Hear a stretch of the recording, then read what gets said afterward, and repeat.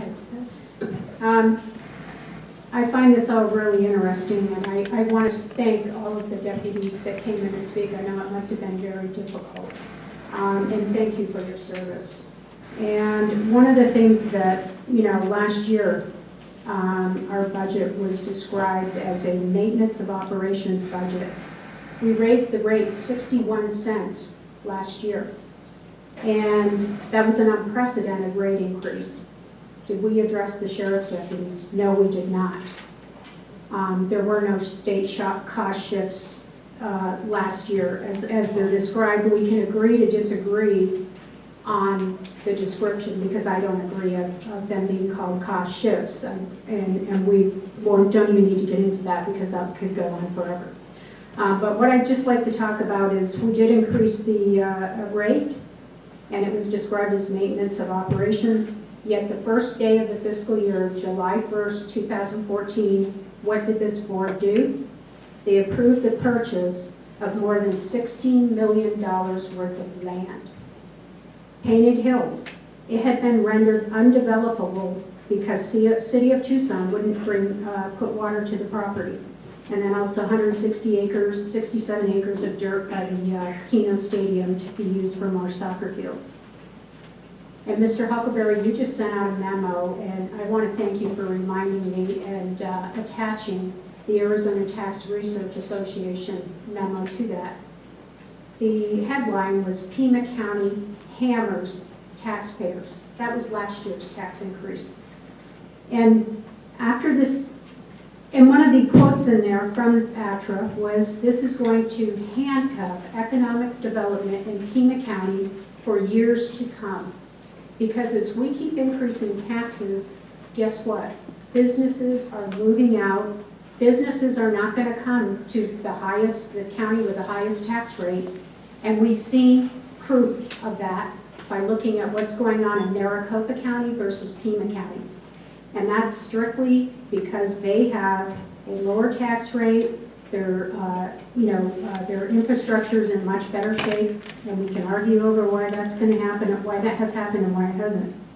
And Mr. Huckleberry, you also put a quote in the or some comments in the transmittal letter that I find interesting.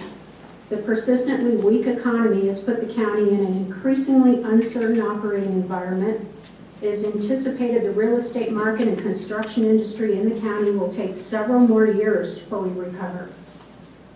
That language is very disturbing, yet we're still increasing property taxes. This is not going to encourage businesses to come here. It's going to deter them from coming here. They're not coming because of the high property taxes. We're losing businesses. I received an email from a small business in South Tucson, as Supervisor Valadez did, and I spoke to this gentleman, and he has 30 employees. And he said, if you increase his taxes again, I can't afford to stay in this county. I'd like to go to Marana, but it's still in Pima County. That's directly from a constituent I have never met. We shouldn't be increasing primary tax rates again after that record-setting increase last year. We should be cutting our spending more. And until we manage our budget, like every other individual in this room has to manage theirs, they're giving up necessities, these deputies, as I described this morning. We have to learn to tighten our belt, to cut our spending, and we have to recognize the reality of what is going on at the state. They had to cut the budget. They had to cut spending. We can argue over that, but it did improve the bond rating. And more of it is going to come. And as Supervisor Bronson said, the pension funds, which I put on the agenda a few months ago, we're going to be hit with that this year because of the gas fee changes in the rate that is allowed for the investment. One of the things that jumps out at me, and it jumps out every time, is this situation with our deputies not getting their step increases. They're still at the entry-level rate when they started 8 years ago, many of them. And we are still funding $15 million a year to the University of Arizona Graduate Medical Education Program for doctors who are not even required to stay in Pima County.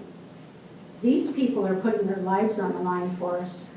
They're not getting a pay increase, but we're funding doctors who are not required to stay here, who are not required to pay back in any way.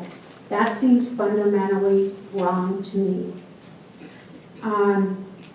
And the other thing that is, $6 million. Now we're cutting $2.5 million out there this year. The U of A has agreed to give that up. I don't believe we should be funding any. That would solve their problem with the step increases, plus we would have money left over from that, and we need to cut the budget more. Thank you, Supervisor. I'm not finished yet. I just have a few more comments. Administrative overhead is increasing tremendously, as I said before, and I'm real curious as to why that is happening. It's not like we're having a boom in purchase orders or any of the things that Mr. Burke said to have increased the amount that it's increased in the last few years, and since 2010, 49%. I looked at 5 departments. That's a huge amount. And then a few weeks ago, we have wastewater spending $1 million on a new building. We just can't say no to buying new things. We can't afford these things. Last year it was $16 million for land. And the other interesting thing that we had was the transportation budget hearing. Director Priscilla Cornelius stood up. She said, our projections for HERF is that there's going to be an 8% increase in HERF revenues this year. The state is sweeping 0 this year. What are we allocating to pavement preservation? 0. On and on. We had a hiring freeze that was in effect from March 16th to April 27th. We added 50 new employees during that period at a cost of $1.9 million. I would like to see us reorder our priorities, and we continue making promises but not delivering in many ways on our roads, to our employees, and we have to stop and we have to consider the people that are working in this county, the people that are putting their lives on the line, the people who pay the taxes, who aren't getting the service they deserve, that we promise them and then we pull the money back every year. $1.9 million again this year out of pavement preservation. That's the end of my comments. Thank you. Mr. Huckleberry, I'm hoping you will